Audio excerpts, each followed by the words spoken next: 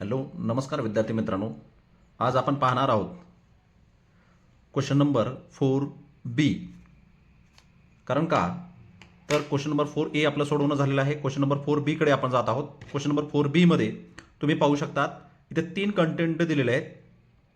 इथे email writing, report writing आणि interview असे 3 क्वेश्चन आपल्याला दिलेले आहेत. तर हे 3 क्वेश्चन पाहण्या अगोदर सर्वांनी एकदा आपल्या व्हिडिओला लाईक करा, सबस्क्राईब करा आणि बेल आयकॉनचं बटन दाबा. आणि आपल्यापुरतंच आपणही पाहायचा हा व्हिडिओ आणि आपण आपल्या संपर्कात असलेल्या 12वीच्या विद्यार्थ्यांना प्रत्येकापर्यंत हा व्हिडिओ कसा जाईल यासाठी प्रयत्न करा. प्रत्येकापर्यंत कमीत कमी आपण सर्वांनी आपल्या जवळच्या 2-3 मित्रांना कमीत कमी हा व्हिडिओ पाठवावा अशी अपेक्षा व्यक्त करतो. तर आपण हे 3 कंटेंट आहे तुमच्यासमोर क्वेश्चन नंबर 4B मध्ये. या 3 पैकी मी तुम्हाला इथं हा इंटरव्ह्यू नावाचा प्रश्न सॉल्व्ह करायला सांगतोय. कारण का त्याच्यामध्ये सिलेक्टिव्ह आन्सर असणार आहे आणि या सिलेक्टिव्ह आन्सरवर आपल्याला 4 पैकी 4 मार्क कसे मिळवता येतील हे आपण इथं पाहणार आहोत. आता हा बोर्डाचा क्वेश्चन पेपर फॉर्मॅट आहे. इथं तुम्ही पाहू शकतात. मी क्वेश्चन नंबर इंटरव्ह्यूकडेच घेऊन जातो तुम्हाला डायरेक्टली. आता ज्यांच्याकडे हा क्वेश्चन नंबर माहीत नसेल, पुढं मी क्वेश्चन कसा सोडवायचा आन्सर शीटवरती हे देखील सांगणार आहे. For that you must take a screenshot of this question. ठीक आहे. त्यानंतर हे दिलेलं क्वेश्चन असणार आहे. क्वेश्चनमध्ये तुम्ही पाहू शकतात इंटरव्ह्यूच्या क्वेश्चनमध्ये काय विचारले बरं. Imagine you have to conduct an interview of a famous actor. आपल्याला एका फेमस ॲक्टरचं इंटरव्ह्यू घेण्यासाठी सांगितलेलं आहे. With the help of format given below. आता खाली त्याचे फॉर्मॅट दिलेले आहेत. फॉर्मॅट मी पुढे दाखवणार आहे तुम्हाला. Draft a question on the given field. आता त्या फील्डवरती त्या क्षेत्राशी संबंधित तुम्हाला एक ड्राफ्ट तयार करायचा क्वेश्चनचा. ड्राफ्ट या शब्दाचा अर्थ म्हणजे मसुदा. ठीक आहे. मसुदा म्हणजे एक फॉर्मॅट तयार करायचा आहे. Do not change the sequence of this questions. आता हे पॉईंट मात्र लक्षात ठेवा. पहा कोणतं. Do not change the sequence of questions. मी तुम्हाला नंतर देखील आठवण करून देणार आहे हे पॉईंट. त्याच्यामुळे या दिलेल्या पॉईंटमध्ये जे काही सिक्वेन्स असणार आहेत तर ते सिक्वेन्स आपल्याकडून चेंज होणार नाही याची आपल्याला खबरदारी घ्यायची, काळजी घ्यायची आहे. जसं पॉईंट गाईडलाईन आपल्याला दिलेले आहेत त्या गाईडलाईननुसारच आपल्याला सॉल्व्ह करायचं आहे. त्याच्यातला सिक्वेन्स आपल्याला चुकणार नाही याची आपल्याला समजा अतिशय महत्त्वाची काळजी आपल्याला घ्यायची आहे, जेणेकरून आपल्याला आउट ऑफ मार्क्स मिळतील. ठीक आहे. तर मी थोडं पेज चेंज करतो इथं की जेणेकरून तुम्हाला पुढे काय माहिती दिली आहे. ठीक आहे. इथं तुम्ही पाहू शकता. तर हा क्वेश्चन नंबर 4B मध्ये इंटरव्ह्यूसाठी दिलेला हा कंटेंट आहे. इथे विचारले पहा तुम्ही पाहू शकतात. Name of the interviewee. तुम्हाला हे माहीत नसेल तर कदाचित समजा क्वेश्चन नंबर 4B मध्ये इंटरव्ह्यू नावाच्या प्रश्नामध्ये हा अशा पद्धतीची गाईडलाईन दिलेली आहे आणि ते आपण सॉल्व्ह करत आहोत. याच्यामध्ये नेम ऑफ इंटरव्ह्यू हा पहिला पॉईंट आहे. आता इंटरव्ह्यू कोणाचा घ्यायचा आहे त्याचं नाव इथं लिहायचं आहे. त्याची फील्ड लिहायची म्हणजे तो कोणत्या क्षेत्राशी संबंधित आहे. आपण ॲक्टरचं इंटरव्ह्यू घेत असल्यामुळे त्याची फील्ड ही ॲक्टिंग असणार आहे. रेप्युटेशन त्याला कोणत्या पद्धतीचं पुरस्कार वगैरे पुरस्काराने सन्मानित करण्यात आलेला असेल तर त्याचं रेप्युटेशन वगैरे लिहायचं आहे. डेट लिहायची कोणत्या डेटला आपण इंटरव्ह्यू घेत आहोत. व्हेन्यू म्हणजे ठिकाण लिहायचं आपल्याला कोणत्या ठिकाणी तुम्ही इंटरव्ह्यू घेत आहात. त्यानंतर टाईम आपल्याला कोणत्या टाईमाला आपण इंटरव्ह्यू घेत आहात ते टाईम लिहायचं आपल्याला. ठीक आहे. Duration of interview. तुम्ही इंटरव्ह्यू किती कालावधी घेणार आहात. 1 तास 2 तास शक्यतो 1 तास किंवा 2 तास असं कालावधी ठेवा जास्तीत जास्त. आणि इथं क्वेश्चन्स तयार करण्यासाठी आपल्याला हिंट दिलेली आहे. ठीक आहे. तुम्ही पाहू शकतात हिंट दिलेली आहे. त्या हिंटनुसार आपल्याला सोडवायचं आहे. हे पॉईंट्स दिलेले आहेत बेस्ड ऑन. तसं तुम्हाला सांगितलं ना एक वाक्य. Do not change the sequence of questions असं जे पॉईंट सांगितलं आहे तर ते या 8 पॉईंटसाठी सांगितलेले पहा. म्हणजे यांचं क्वेश्चनचं सिक्वेन्स आपल्याला चुकणार नाही. या पॉईंटचं सिक्वेन्स जसं पहिलं प्रश्न आपल्याला मोटिवेशनवरच असायला पाहिजे. तुम्ही जर फर्स्ट ब्रेकवरती प्रश्न चुकवला तर तुम्हाला कदाचित त्याच्यावरती मार्क देणारा थोडंसं संकोच निर्माण करू शकतो आणि मार्क देखील कमी जास्त होऊ शकतात. म्हणून आपल्याला सिक्वेन्स यांचं चुकू द्यायचं नाही. पहिल्यांदा मोटिवेशनवरती तयार करायचं आहे, इनिशियल प्रिपरेशनवरती तयार करायचं आहे, त्यानंतर support, idol, gurus, teachers, first break आणि पब्लिक रेस्पॉन्स, रेकग्निशन आणि गोल्स, ड्रीम्स. अशा पद्धतीनं आपल्याला या पॉईंट्सवरती प्रश्न तयार करायचे आहेत. तर तुम्हाला हे 8 गाईडलाईन्स आहेत. ही 8 गाईडलाईन्स तुम्हाला माहिती असायला पाहिजे. याच्यावरतीच आपल्याला प्रश्न तयार करायचा आहे. ठीक आहे. मला वाटतं क्वेश्चन समजलेला असावा आणि या क्वेश्चनवरतीच आपल्याला आन्सर कसं लिहायचं मी डायरेक्टली तुम्हाला आन्सर शीटवरती घेऊन जातोय. त्यामुळे आन्सर शीट कशा पद्धतीने सॉल्व्ह करायची हे पाहूया आपण. हे पहा विद्यार्थी मित्रांनो, तुम्हाला मी आन्सर शीटवरती घेऊन आलेलो आहे. तर आता ही आन्सर शीट मी ऑलरेडी थोडक्यात मेन्शन केलेली आहे की नेमकं कशा पद्धतीने लिहायचं आहे. तुम्हाला पॉईंट सांगितलेले होते, तुम्हाला स्क्रीनशॉट काढायला सांगितलेलं होतं. तर ते स्क्रीनशॉट काढल्यानुसार तुम्हाला या आन्सर शीटचा असा वापर करायचा आहे. इथं मी क्वेश्चन नंबर लिहिलेला आहे. क्वेश्चन नंबर किती असणार आहे? 4 असणार आहे. क्वेश्चन नंबर 4 मधलं काय आहे बरं? बी आहे. बी मध्ये हा इंटरव्ह्यूचा प्रश्न तुम्ही पाहू शकता. क्वेश्चन पेपरमध्ये इथं जर बघितलात तर कितव्या क्रमांकाला आहे बरं? 3ऱ्या क्रमांकाला आहे इंटरव्ह्यूचा क्वेश्चन. म्हणून मी इथं त्याचा क्रमांक देखील लिहिलेला आहे, जेणेकरून एक्झामिनरला अतिशय व्यवस्थितरित्या कन्फ्युजन न होता चेक करता यावं, याच्यासाठी मी त्यांना क्रमांक देखील दिलेला आहे. आणि पुढे पॉईंट देखील लिहिलेले आहे की नेमका हा प्रश्न कशाचा आहे, त्याचा आन्सर मी कशाचं लिहितोय, त्यासाठी हेडलाईन लिहिलेली आहे. आता इथं दिसत असेल तुम्हाला, it's right in a capital form because we take attention of examiner sorry. हां, एक्झामिनरचं अटेन्शन मी घेण्यासाठी मी कॅपिटल आणि थोडंसं त्याला ब्रॅकेट केलेलं आहे, हे तुम्ही पाहू शकतात. त्यानंतर आपला पेपर हे अतिशय चांगला आणि डेकोरेटेड करायला असायला हवा. डेकोरेशनला मार्क मिळणार नाही विद्यार्थी मित्रांनो, परंतु ऍक्टिव्ह दिसणार आहे. याच्यासाठी मी जे तुम्हाला हे पॉईंट दिलेले होते, कोणते पॉईंट्स दिलेले होते? हे पॉईंट्स दिलेले होते. मी त्यासाठी हे असा तयार करून घेतला आहे. आता तुम्हाला देखील वेळेअभावी तुम्हाला ती तसं तयार करून घ्यावं लागेल. तर इथं मी लिहित असताना सुरुवात करणार आहे. तर आता लक्षात ठेवायचं, इंटरव्ह्यू कोणाचा घेतोय बरं? तुम्ही प्रश्न पाहिलात तर इंटरव्ह्यू घेतोय, इथं पहा यू कॅन सी, इंटरव्ह्यू घेतोय फेमस एक ॲक्टरचं घेतोय. म्हणून पहा या ठिकाणी नेम ऑफ इंटरव्ह्यू म्हणजेच त्याचं नाव लिहायचं. आपण जनरली आपण लिहू शकतो. आता मी एका पर्टिक्युलर नाव लिहिणार नाही, परंतु मी इथं लिहितोय बघा, लक्षात ठेवा. तुम्ही लिहू शकता एखाद्याचं नाव. तर मी लिहितोय ABC. काय नाव लिहिलं बरं? ABC असं जनरल नाव लिहितोय. तुम्ही एखाद्या ॲक्टरचं नाव लिहू शकता ज्याचं इंटरव्ह्यू तुम्ही घेणार आहात. आता त्याची फील्ड कोणती असणार आहे बरं? तर तो काय असणार बरं? फील्ड असणार आहे, ॲक्टर असणार आहे. काय असणार आहे? ॲक्टर असणार आहे. प्रोफेशन किंवा जवळपास फील्ड, किंवा तुम्ही तिथं ॲक्टिंग देखील लिहू शकतात. हां, डिपेंडिंग अपॉन यू. ॲक्टर किंवा ॲक्टिंग देखील तुम्ही त्याची फील्ड लिहू शकतात. आता रेप्युटेशन त्याचं प्रेझेंटेशन वगैरे मिळालं असेल तर लिहा. आपल्याला ऑब्लिक दिलंय त्याच्यामुळे आपण इथं मी एकच लिहिलंय. ठीक आहे. हां, आता इथं डेट लिहायची आपल्याला. डेट कोणती लिहिणार बरं? मी परत सांगतोय, डेट लिहित असताना इथं डेफिनेटली यू कॅन राईट काय बरं, कोणत्या तारखेला पेपर असणार आहे आपल्याला? 10 फेब्रुवारी असं आपल्याला डेट लिहायचं आहे. 2026 डेट लिहिलो. त्यानंतर पहा टाईम आपण लिहितो इथं. टाईम शक्यतो मॉर्निंग टाईम लिहा. काय लिहिणार बरं? ठीक आहे, 10 AM या ठिकाणी आपण लिहिलं मॉर्निंगचं टायमिंग. त्यानंतर ड्युरेशन ऑफ इंटरव्ह्यू असणार आहे. ड्युरेशन ऑफ इंटरव्ह्यूमध्ये काय लिहायचं तुम्हाला? तो इंटरव्ह्यू किती तास घ्यायचा आहे. ठीक आहे, 1 आवर्स 2 आवर्स असं. तर शक्यतो आपण 2 आवर्स नाही तर इंटरव्ह्यू 1 आवर्स असंच लिहायला पाहिजे. ठीक आहे, इंटरव्ह्यू. आता व्हेन्यू म्हणजे काय? तर तुम्ही इंटरव्ह्यू घेत असलेलं ठिकाण कोणतं आहे ते ठिकाण पहा.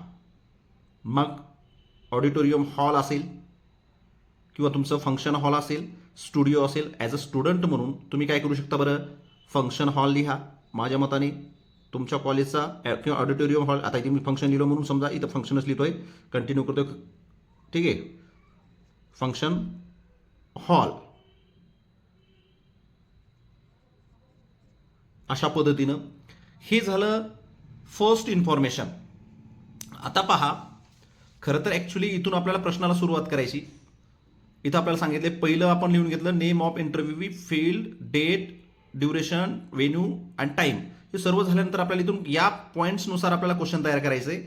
म्हणून या ठिकाणी ॲज अ फॉर्मॅलिटी म्हणून पहा, मी त्या इंटरव्ह्यू यांचं वेलकम करण्यासाठी मी 2-3 वाक्य लिहिणार आहे किंवा 2-3 पॉईंट्स लिहिणार आहेत. ते लक्षात ठेवा. कसं लिहायचं बरं? तर त्यांचं पहिल्यांदा वेलकम करायचं. त्यांचं वेलकम हे अशा पद्धतीने केलं पाहिजे आपण. तर इथे लिहित असताना मी अशा पद्धतीनं वाक्य लिहीन, वेलकम सर. काय लिहिणार आहे? Welcome sir. ठीक आहे, welcome sir. I am very glad to meet you here. अशा पद्धतीचं एक मी वाक्य लिहिले पहा त्यांचं वेलकम करण्यासाठी. मी तुम्हाला पाहून किंवा तुम्हाला इथं भेटून मला खूप आनंद झाला, अशा पद्धतीने मी एक वाक्य लिहिलं. त्यानंतर तुम्हाला पुढं लिहायचं आहे त्यांच्यासाठी, त्यांच्याकडून परमिशन घ्यायचं आहे. Can I ask you some questions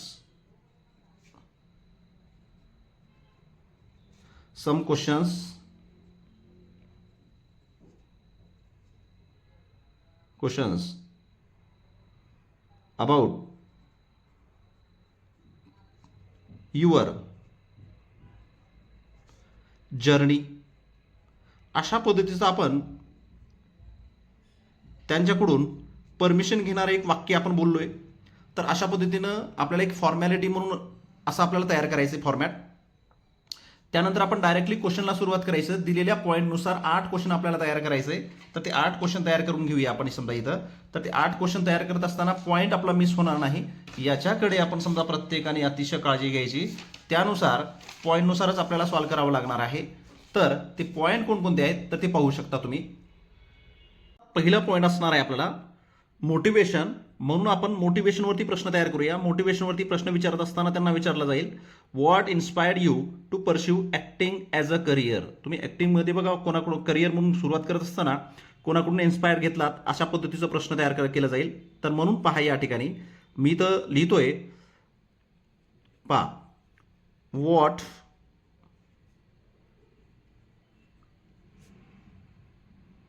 inspired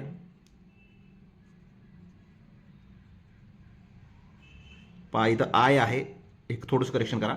inspired you to pursue acting. या ठिकाणी आपण लक्षात ठेवायचं ॲक्टिंग ॲज अ करिअर. आणि शेवटी क्वेश्चन मार्क द्यायला विसरायचं नाही. हा पहिला प्रश्न झाला पहा. आणि दुसरा प्रश्न आपण लिहू शकतात कशावरती असणार आहे बरं तुम्ही पाहू शकतात इनिशियल प्रिपरेशनवरती. आता त्याने इनिशियल प्रिपेअर हा दुसरा पॉईंट आहे, त्यामुळे मी इथं दुसरा पॉईंट्स लिहू शकतो.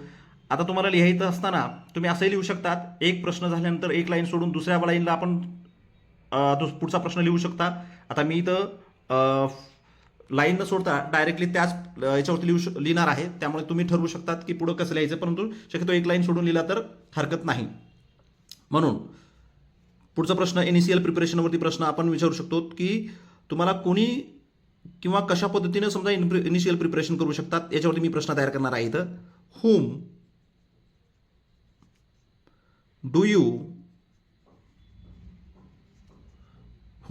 do you feel initial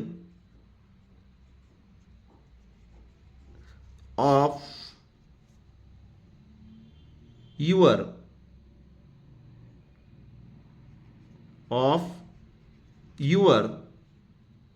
journey.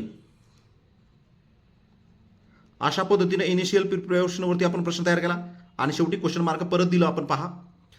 ठीक आहे, हा झाला सेकंड क्वेश्चन. थर्ड क्वेश्चन आपल्याला किंवा थर्ड पॉईंट असणारे आपल्याला तुम्ही पाहू शकतात सपोर्टवरती. तर सिंपल प्रश्न आहे, प्रश्न लिहा तुम्हाला कोणी सपोर्ट केलं. Who supported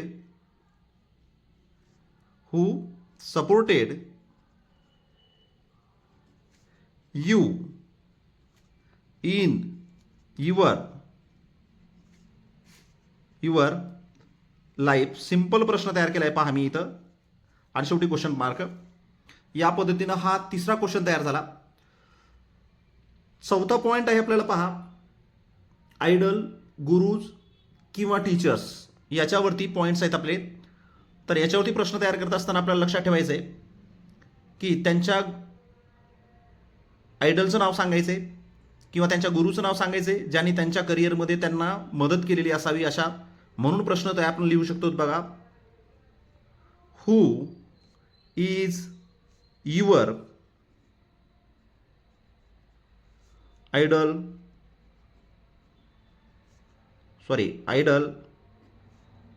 Guru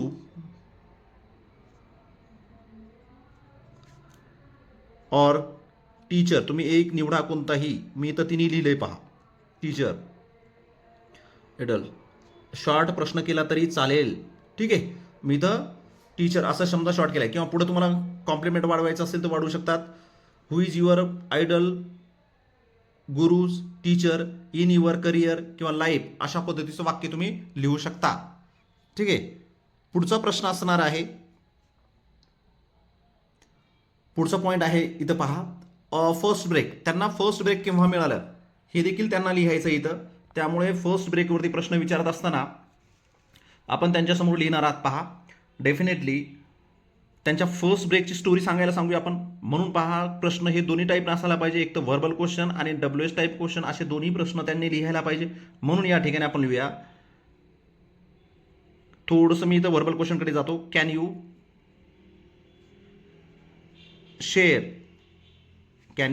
share the story, can you share the story about your first break. आता फर्स्ट ब्रेक या शब्दाच्या ऐवजी तुम्ही डेब्यूट असा शब्द देखील वापरू शकता. डेब्यूट म्हणजे बघा पदार्पण करणे, असा देखील तुम्ही लिहू शकतात. हे झालं 5वं क्वेश्चन पहा. 6वं क्वेश्चन आपण लिहू शकतो. पॉईंट्स आहे आपल्याला पहा, पॉईंट्सनुसार जायचे. पब्लिक रिस्पॉन्सबद्दल विचारायचे त्यांना 6व्या वाक्यामध्ये. तर त्याच्यामध्ये आपण पब्लिक रिस्पॉन्सला कशा पद्धतीने फेस केलात किंवा पब्लिकचं रिस्पॉन्स पहिल्यांदा काय होतं तुमच्या ॲक्टिंगबद्दल, अशा पद्धतीचा प्रश्न तयार करायचा आहे. तर यामध्ये आपण लिहूया समजा, हाऊ डू फेस, सॉरी इथं सब्जेक्ट राहिला, how do you face public response. इथं पुढे रेश असे देऊन समजा हायपन हा सिम्बॉल वापरून तुम्ही पुढे कंटिन्यू करू शकतात. पब्लिक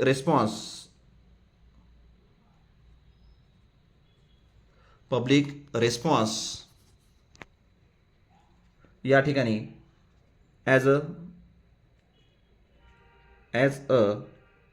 न्यू ॲक्टर, तुम्ही नवीन ॲक्टर म्हणून जोपास पहा. या ठिकाणी पब्लिकचा रिस्पॉन्स कशा पद्धतीने फेस केलात, अशा पद्धतीचे प्रश्न विचारू शकतात. आता इथं मी फेस हा शब्द इनकरेक्ट केलंय, याचा अर्थ इथं समजा 3 रेषा मारायच्या आपल्याला, जरी चुकलेला असेल तर. ठीक आहे, जास्त देखील हे करायचं नाही, घाण करायचं नाही. ओके, हा 6th क्वेश्चन झाला. 7th क्वेश्चन पहा. या ठिकाणी आपण परत लिहूया, जाऊया 7th क्वेश्चनकडे. पॉईंट असणार आहे आपला रिकग्निशन, त्यांना ओळख कधी मिळाली. म्हणून या ठिकाणी Wien did you get, Wien या ठिकाणी लिहित असताना पहा, पुढचा पॉईंट असणार आहे आपला Wien did you get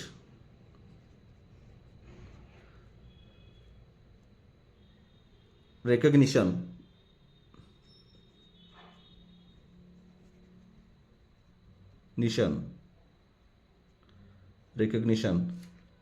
as a superstar, अशा पद्धतीनं त्यांना प्रश्न विचारू शकतो. सुपरस्टार म्हणून तुम्हाला केव्हा ओळख मिळाली. ठीक आहे, या पद्धतीचा प्रश्न. 7वं क्वेश्चन लिहिलेले आपण पहा. तर तुम्ही पाहू शकता आपण लिहिलेलं क्वेश्चन हे अशा पद्धतीचा आन्सर दिसणार आहे. ठीक आहे, तर त्यानंतर पुढचा क्वेश्चन लिहिण्यासाठी मी पेज बदलतोय. आता आपण या ठिकाणी पेज बदललेला आहे. पेज बदललेला असताना देखील क्वेश्चन नंबर आपण लिहून ठेवायचा B. ठीक आहे, या ठिकाणी आणि आपण लिहितोय पहा, कारण क्वेश्चन नंबर माहीत असेल तर नेमका हा आन्सर कशाचा असणार आहे हे कळणार आहे. त्यासाठी पेज नंबरवरती आपण लिहितोय बघा. कितवा क्वेश्चन झाला, 7 क्वेश्चन झालेत आपल्या पाठीमागच्या पेजवरती. तर पुढच्या पेजवरती लिहित असताना 8वा क्वेश्चन लिहिणार आपण. त्यांच्या गोल्स किंवा ड्रीम्स बद्दल आपण प्रश्न विचारणार. 8वा पॉईंट. तर व्हॉट आर 8वा प्रश्न पहा. व्हॉट आर युअर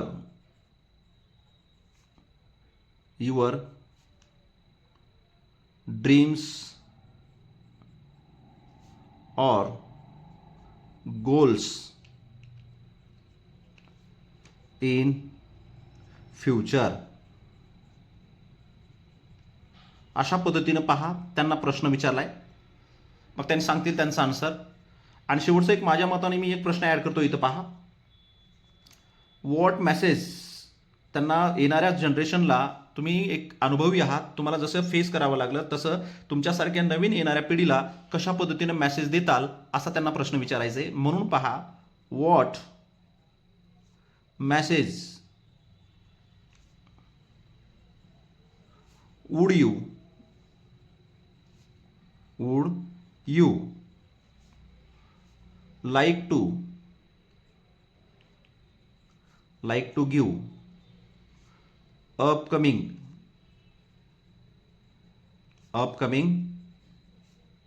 actors किंवा generation.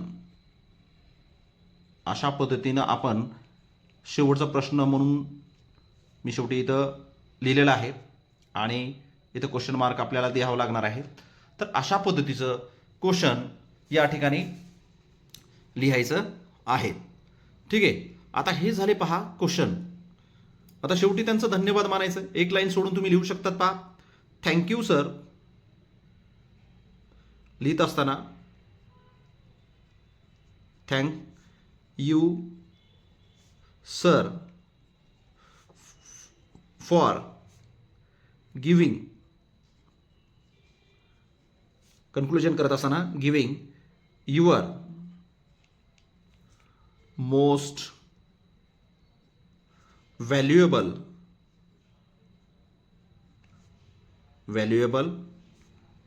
Time and sharing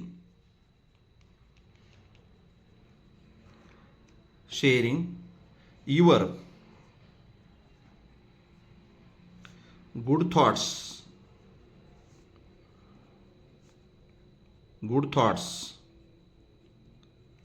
with us. अशा पद्धतीनं त्यांचं कन्क्लुजन करायचं आहे, धन्यवाद मानायचं आहे. ठीक आहे.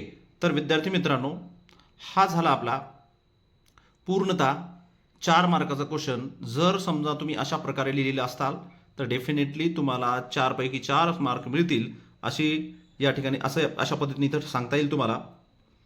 आणि मार्क्स तुम्ही चांगले मिळवताल अशी अपेक्षा व्यक्त करतो. आणि परत एकदा, जर तुम्ही आपल्या चॅनलवरती नवीन असाल तर आपल्या चॅनलला लाईक करा, सबस्क्राईब करा, जेणेकरून मी पुढचे प्रश्न अशाच पद्धतीने अतिशय सोप्या भाषेत किंवा लँग्वेजमध्ये तुमच्यापर्यंत देण्याचा प्रयत्न करेन. ठीक आहे.